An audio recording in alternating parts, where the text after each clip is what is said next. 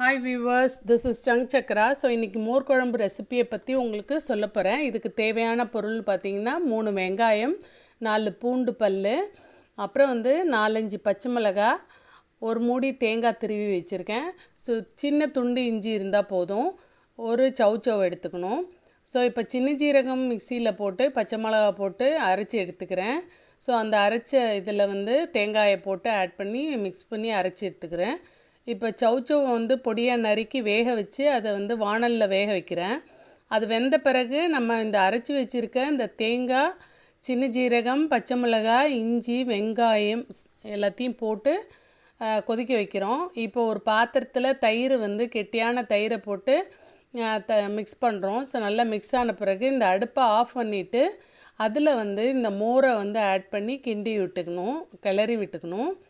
So வளர்ன பிறகு கடுகு, உளுத்தம்பருப்பு ஒரு சின்ன இது கடாயில் வச்சு காஞ்ச மிளகாய் போட்டு தாளித்து 2 கருவேப்பிலையும் அதில் ஆட் பண்ணிக்கணும்.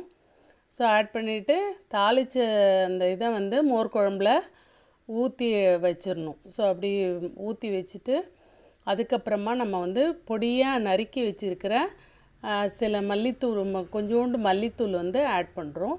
சுவையான மோர் குழம்பு ரெடி. உங்களுக்கு பிடிச்சிருந்தா லைக் பண்ணுங்கள், ஷேர் பண்ணுங்கள். தேங்க்யூ.